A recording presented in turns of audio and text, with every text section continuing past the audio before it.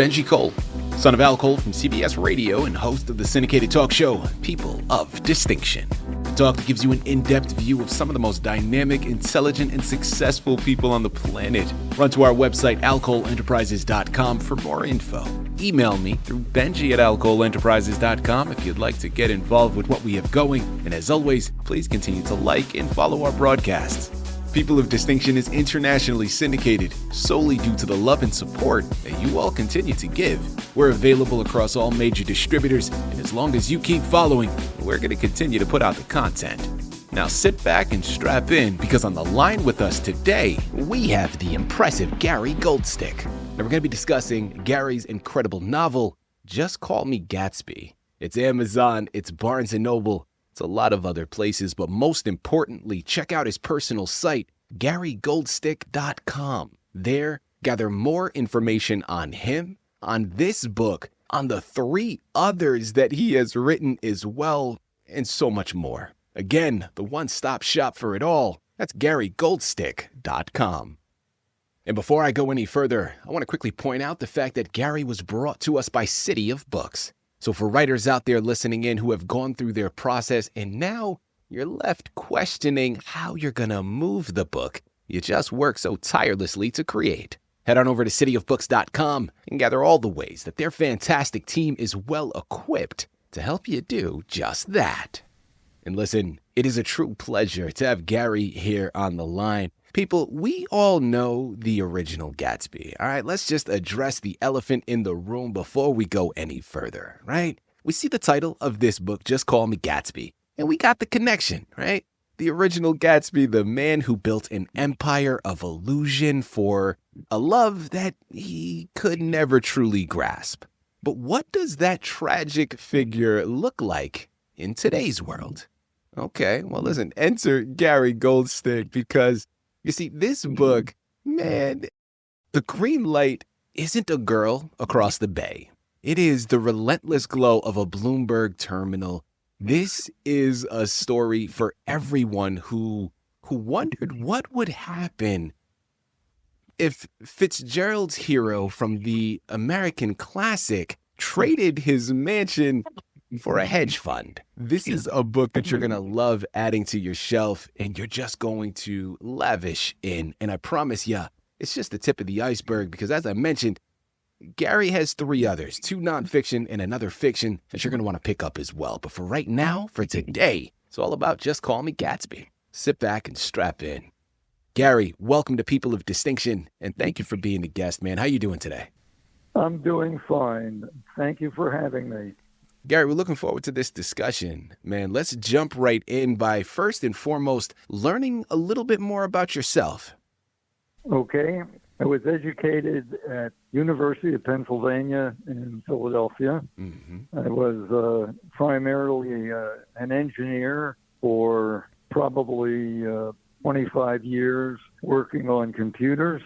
Subsequent to that time, I got interested in business, and I started essentially working with small companies, and eventually over the last 25 years, became what's called a turnaround man. In other words, I would go into a company that was failing and try and figure out how to fix it. And you have, if a company is failing, you have only 3 choices. You sell it, you can liquidate it, or you can turn it around and make it a successful business. Mm-hmm. And that's what I've done for about 25, 30 years. We are referred to in the business as turnaround guys. And that's been my career. I've been in lots of different businesses, and I feel very comfortable walking into a business, figuring out how it works, and figuring out whether it can be fixed. Okay. Well, Gary, thank you very much for that. So if I'm following this career path, maybe I missed it, but I didn't see creative writing under that umbrella. So Gary, talk to us, man. How did you even begin as a writer? Well, that's a funny story. My wife and I used to read at night before we go to sleep. Mm-hmm. And she would read her book, I would read my book. And one particular evening, I was reading John Grisham's second book, The Pelican Brief. And she turned to me and said, well, what do you think of it? And I said, it's pretty good. I said, I could do this. And she said, if you really think so, why don't you try it? And so that was sort of the beginning of it. Essentially, I rose to a dare. Fast forward, now we got 4 books on the table. I love it. All right, well, Gary, so we know about your background. We know really the precipice that embarked you on the creative writing path. Well, what inspired this particular book, Just Call Me Gatsby? Well, what inspired this book was the fact that for the last 20, 25 years, I've basically been working with companies that were in trouble and trying to figure out whether or not they could be fixed or whether they had to be sold or liquidated. And in every situation you get into like this, there's always the question of where's the money going to come from? In other words, where's the money going to come from to pay the people until the company is profitable? And the people who do that, who raise that money, are, put quotes, Gatsbys. They know where private money is. They go into the market and they assemble it. And the issue is there's some that are very, very successful. There's some that are marginally successful. And the level of integrity runs the full gamut from high integrity to not such a good integrity. Yeah. But that is where Gatsby comes from. Gatsby raises money. And every time there's a situation where a company is in trouble, you might as well face up to it. You need to raise money to get the company fixed if it's going to survive. Mm-hmm. People, I'm telling you, this is one to be added to your shelf. Remember, it's Amazon, Barnes & Noble, GaryGoldstick.com. Head on over there. Start with Just Call Me Gatsby, but make sure to check out the 3 other books that he has written to this date. And hopefully another dare comes across his conversations later. And maybe there's more on the horizon. I don't know. We'll see. We'll see. Gary, my follow-up question now, man. Talk to us a little bit more about your experience writing this book. Well, I've read a lot of fiction, and the first rule of writing good fiction is plausibility. The plot has to be plausible. Mm-hmm. The last thing you want is somebody to get halfway through the book and they read something and their first reaction, oh, give me a break. Okay? So plausibility is absolutely the key. And that's why the business experience that I've had gives me a leg up, because I've been in the war room. I know what it's like to have to fight through a difficult business situation, and I know what plausibility means.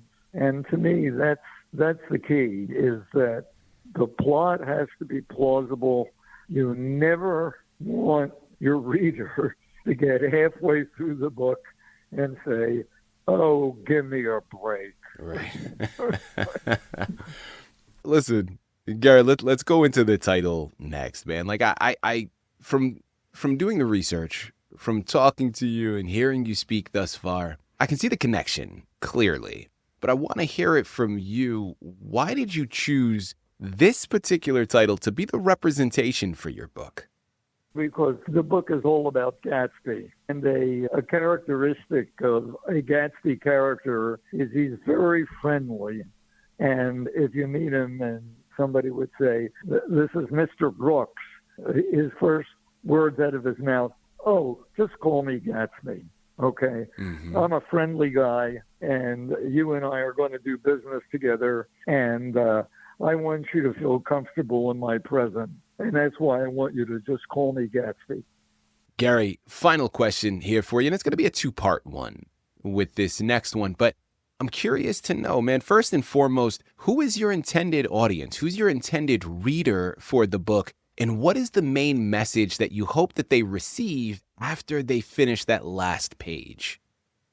My intended reader was fiction readers who are interested in stories about business. In other words, they're familiar with business. They understand that business is a battlefield, just like, a war novel is a battlefield. And that was my intended reader.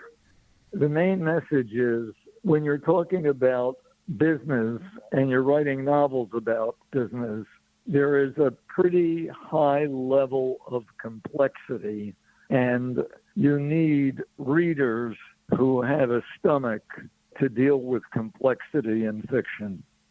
People, listen, we've barely scratched the surface here.